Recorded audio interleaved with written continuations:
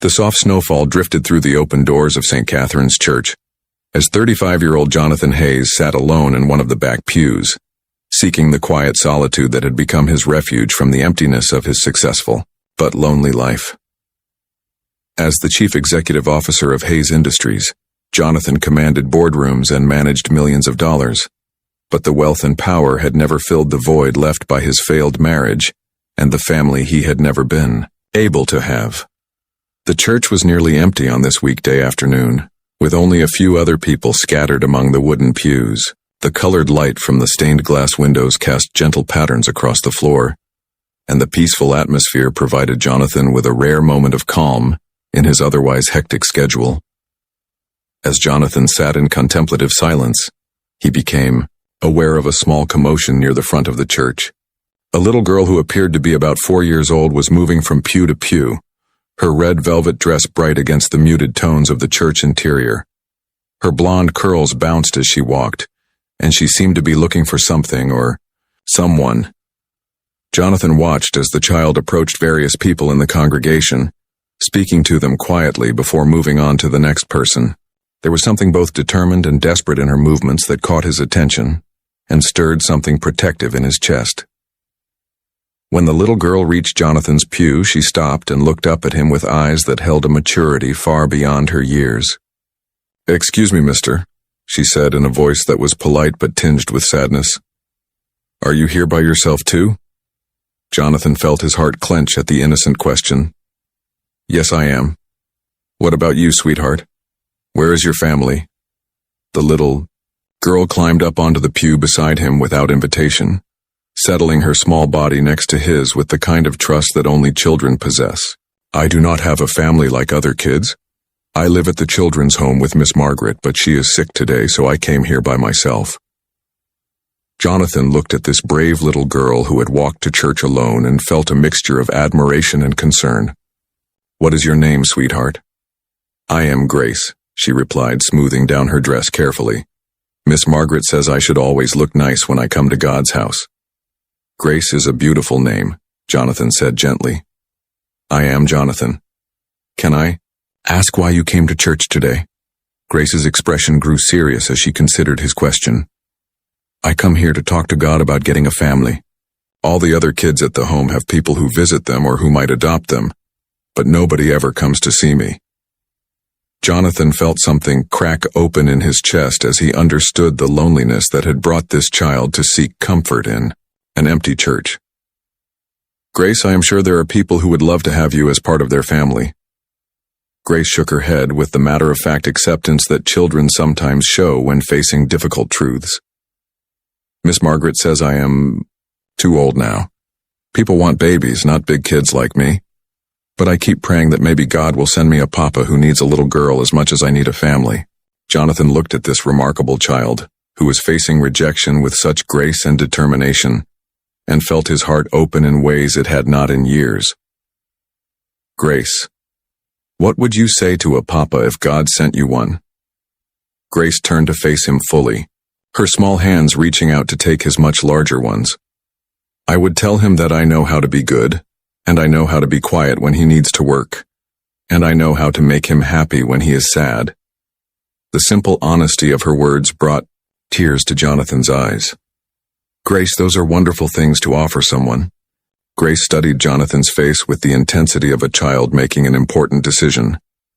"Mr. Jonathan, do you have a little girl at home?" "No, Grace, I do not have any children."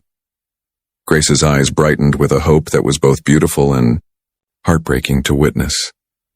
"Do you think maybe God sent you here today so I could find you?"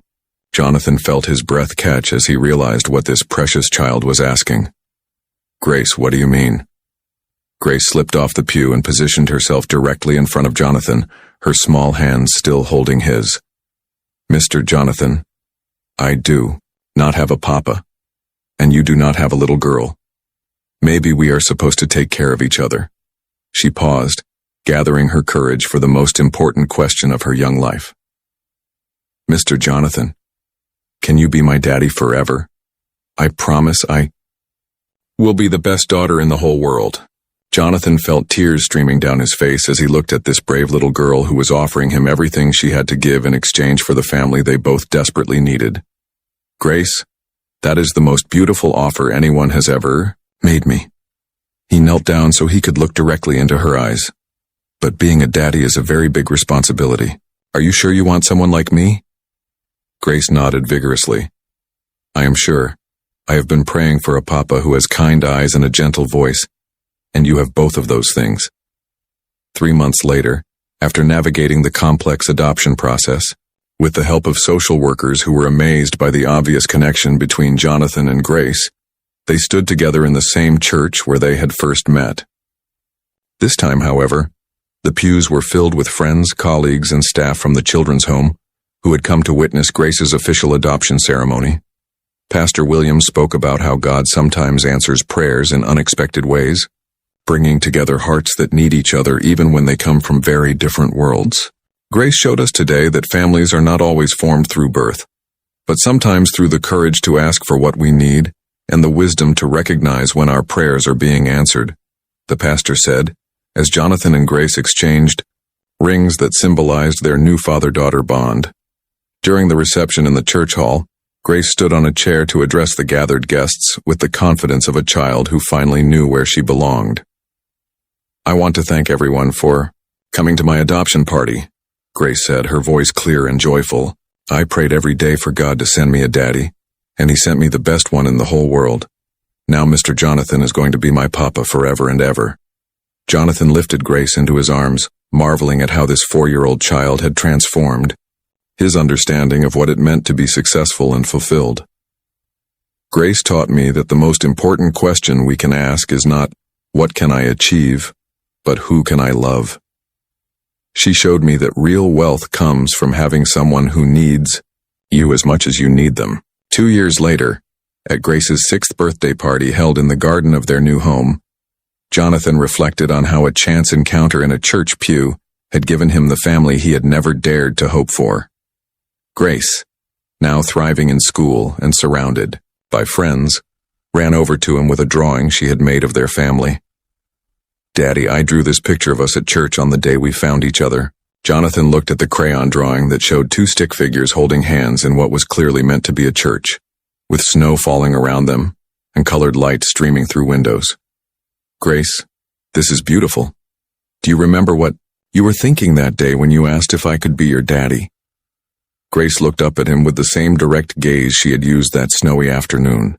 "I was thinking that you looked lonely like me, and maybe lonely people are supposed to help each other not be lonely anymore." Jonathan hugged his daughter close, understanding that her childlike wisdom had been exactly right.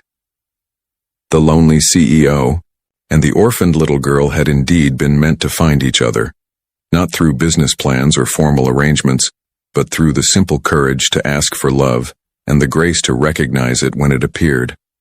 Sometimes, Jonathan thought, the most important meetings happen not in boardrooms but in quiet churches, where a child's honest question can change 2 lives forever, and where the promise to love someone forever can be made with nothing more than snow falling, through stained glass windows and the faith that some bonds are strong enough to last a lifetime.